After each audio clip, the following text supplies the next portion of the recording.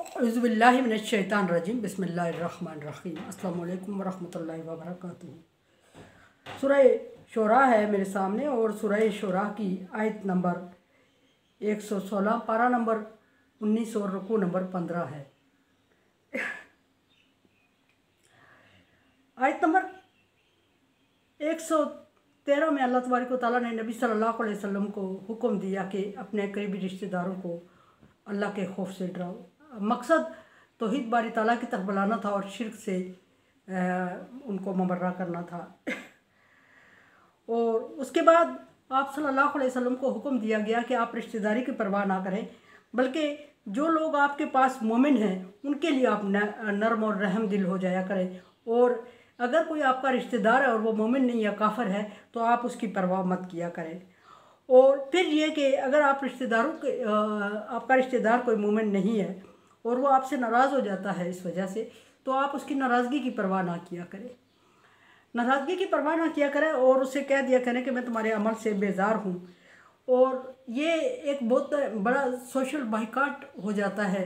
आम लोग आम तौर पे तो हम रिश्तेदारों को तवज्जो नहीं, अहमियत नहीं देते, लेकिन नबी सल्लल्लाहु अलैहि वसल्लम के साथ जब सोशल बाइकाट हुआ शब अबी तालिब में, तो आप सल्लल्लाहु अलैहि वसल्लम को इसका अंदाज़ा था। और फिर अल्लाह तबारक व तआला ने हुक्म भी दिया कि रिश्तेदारों के साथ बाइकाट मत करो, तलाक़ात ख़त्म मुनक़ता मत करो। और 3 दिन से ज़्यादा तलाक़ात मुनक़ते करने वाले के अमाल को ब्रेक लग जाती है। ये डिटेल पीछे गुजरी और फरमाया कि यहाँ जो कि ईमान का मसला है और कुफर का मसला है, शिर्क का मसला है, तो ऐसे मामला जो डायरेक्ट अल्लाह तबारक व तआला से रिलेटेड हो, अकायद का मसला हो, तो वहाँ अगर उस मामले में अल्लाह तबारक व तआला ने हुक्म दिया कि अगर आपके रिश्तेदार नाराज़ होते हैं तो बिल्कुल परवाह ना किया करो। फिर हज़रत इब्राहीम अलैहिस्सलाम की मिसाल दी सामने। और फिर ये भी कि नबी सल्लल्लाहु अलैहि वसल्लम को बारहा ये हुक्म हुआ कि और मोमिनों को, जब नबी को मुखातब करके कोई हुक्म होता है तो उसमें मोमिन शामिल होते हैं। और मोमिनों को ये हुक्म हुआ कि आप अल्लाह तबारक व तआला की तरफ रग़बत करें। और अगर आपका रिश्तेदार कोई अमीर है, आपको उससे उम्मीदें वाबस्ता हैं, तवक्कुआत हैं, और वो आसूदा करता है आपको, तो उस सूरत में अगर वो आपको जाने में अनजाने में गैर महसूस तौर पे महसूस तौर पे कुफर की तरफ लाना चाहता है, या आप समझते हैं कि उसके साथ उठने बैठने से आपके मजहबी अकायद ख़राब होते हैं, तो उसको छोड़ दिया करें और इस चीज़ की परवाह मत किया करें कि उसके बाइकाट करने से, उसको छोड़ देने से आपको माली तंगी का सामना करना पड़ेगा। क्योंकि अल्लाह तबारक व तआला जो उसको रिज़्क़ देता है वो आपको भी देगा और जो आपको देता है वो उसको भी देगा। रिज़्क़ का मालिक अल्लाह तबारक व तआला है।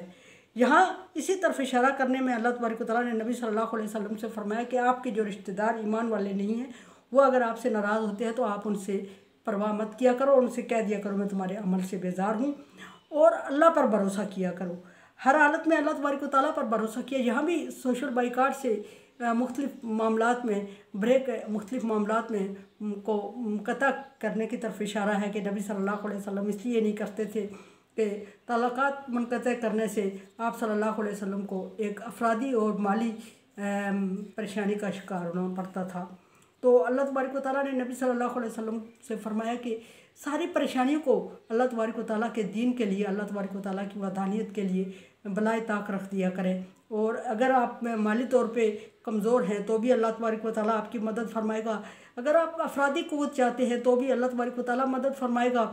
और ये लोग तभी मोमिन होंगे जब अल्लाह तबारक व तआला इनको हुक्म देगा या अल्लाह तबारक व तआला ईमान इनके दिलों में डालेगा। तो आपकी कोशिश से ये मोमिन नहीं हो सकती। और दूसरी बात ये है कि ये अगर आपको छोड़ देते हैं तो उसमें आपका कोई नुकसान नहीं होगा। अल्लाह तबारक व तआला आपको मजबूत करने वाला हर सूरत में गालिब है अल्लाह तबारक व तआला।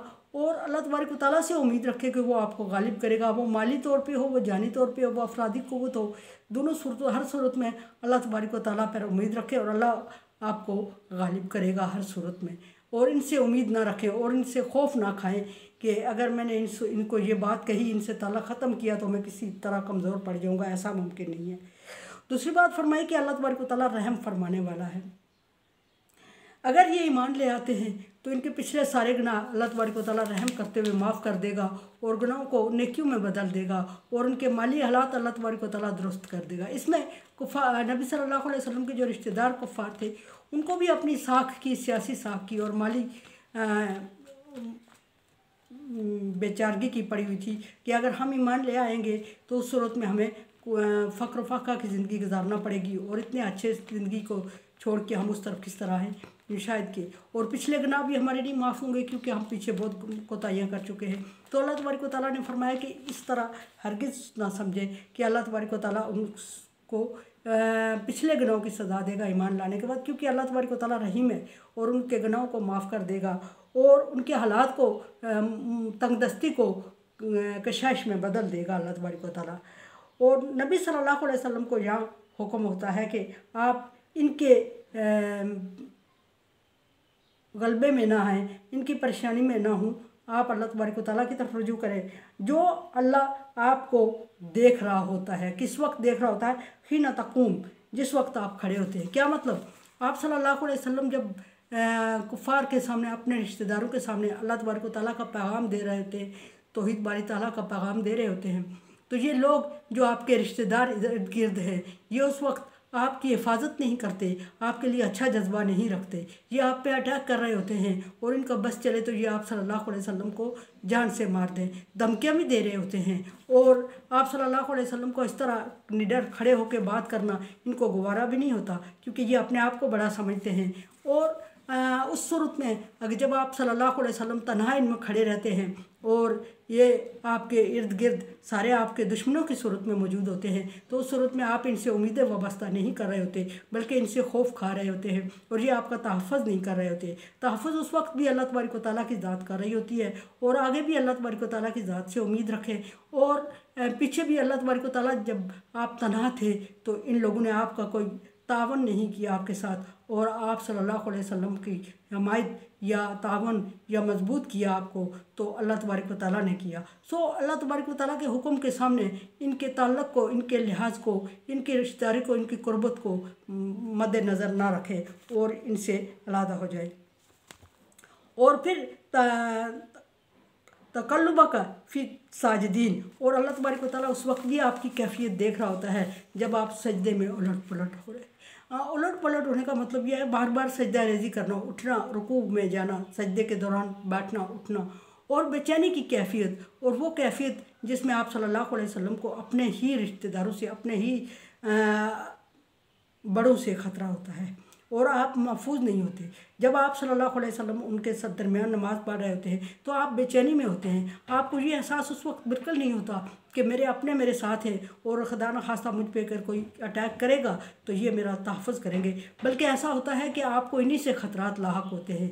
तो अल्लाह तबारक व तआला उस वक्त आपको नज़र में रखे होता है, अल्लाह तबारक व तआला आपकी हिफाजत कर रहा होता है, निगरानी कर रहा होता है और इनसे आपको उम्मीदें नहीं होती। सो अल्लाह तबारक व तआला के दीन के लिए इनकी परवाह मत करें, वो आपको बचाने वाला है, वो आपको मजबूत करने वाला है और उसने हर हालत में आपका साथ दिया है और देगा। पीछे नबी सल्लल्लाहु अलैहि वसल्लम को फरमाया कि अगर आप इनकी बातों में आ जाएंगे तो आपका भी वो अंजाम होगा जो इनका हुआ, यानी कि अज़ाब।